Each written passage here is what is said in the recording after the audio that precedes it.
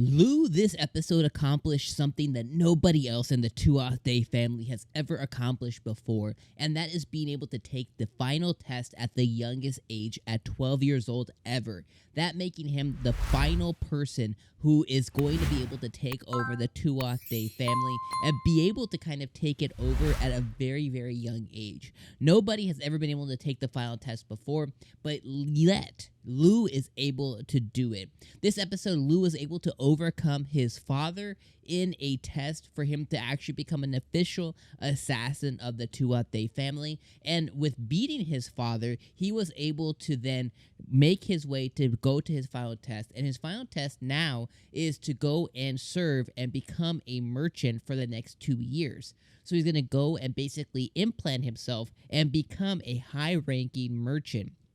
That way, he can then use that new merchant ID and become somebody who can impose themselves and impersonate themselves to break into certain different families and to different noble houses and to different castles and kingdoms as a merchant. That way he can go and complete his assassinations much like his father before him. This is something that's a very similar and very like a concept to Lugh that is very familiar to him, because in his past life she was a chef. He was a person of he was like somebody who could sell. He had many identities that he had to absorb and become a lot of different identities in his past life. So this is again a concept that is very familiar to Lugh. But what's really cool about this is he's being sent and he's going to go live and become somebody's son for the next 2 years. And thankfully, 𝐜𝐴They is going to be able to go with him as well.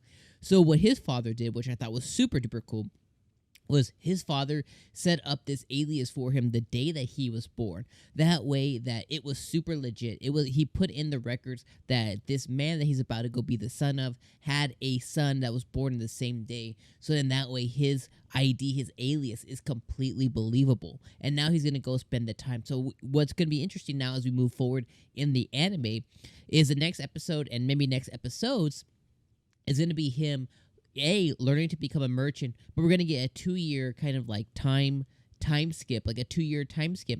But we're gonna get to see him and 𝐜𝐴They in this new area, in this new land, in this new village or city or nation as he becomes this merchant. We're gonna get to see him maybe explore other relationships and meet other new people in this foreign land, which I think is really, really, really cool. So let me talk about just the episode real quick overall. Like, I think so far, the World's Finest Assassin just hasn't missed. It just hasn't missed each week. I think this has been one of the most outstanding animes of the fall season so far, and this has been one of the animes that really blew me away and blew my expectations away. But ever since it did that, its first opening episode, it has kind of like kept it up as we have kind of like moved on to each foreboding episode after that. It has just kind of kept my expectations high. And every week that I'm legitimately looking forward to this anime, it hasn't disappointed me with an episode that I'm just like, oh, that wasn't that good, or, it didn't do what it was supposed to do. I feel like it's hitting at all cylinders each week.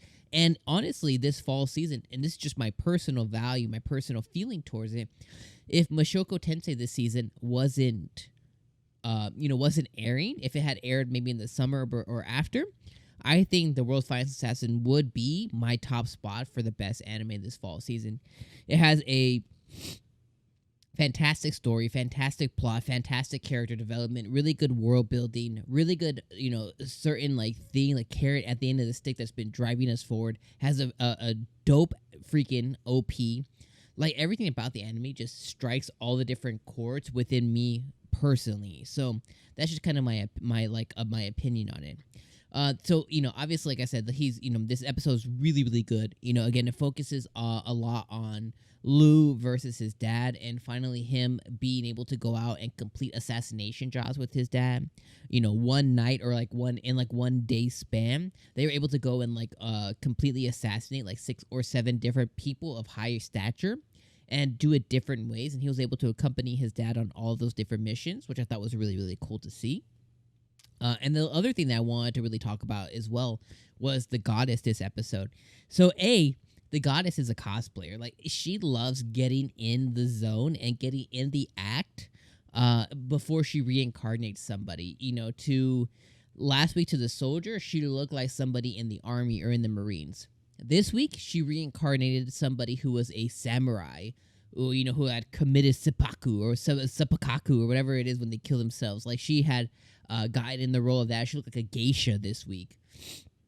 And what's crazy about this week's episode is last week we got introduced to number 283. We don't even know what number Lugh is on her numbers of people that she has reincarnated into this world to take on the hero, but each person she's reincarnated has completely failed her.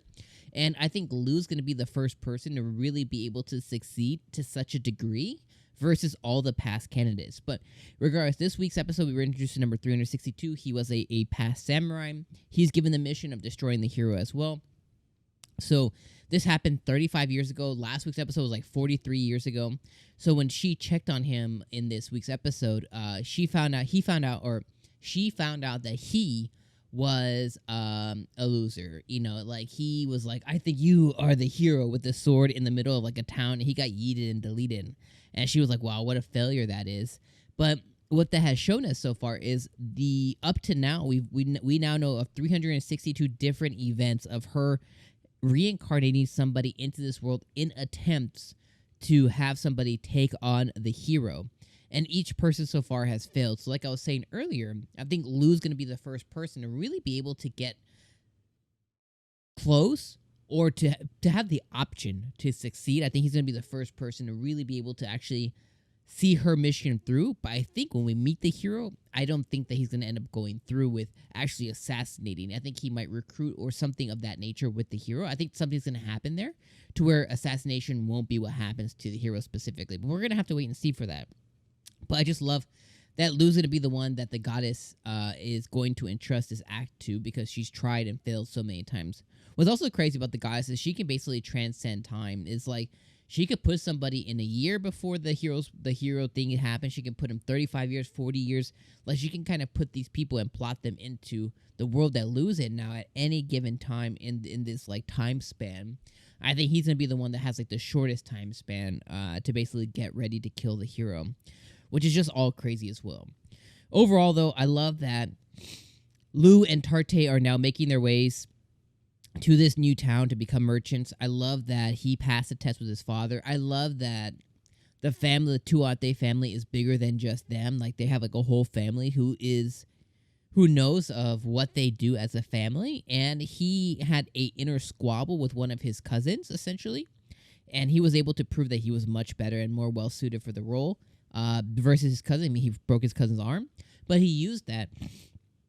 Conversely, with his cousin, he used that, and he was able to then say, hey, you're not really suited for a knife. You're suited for a sword. You should be a knight of the 𝐜𝐴Te family.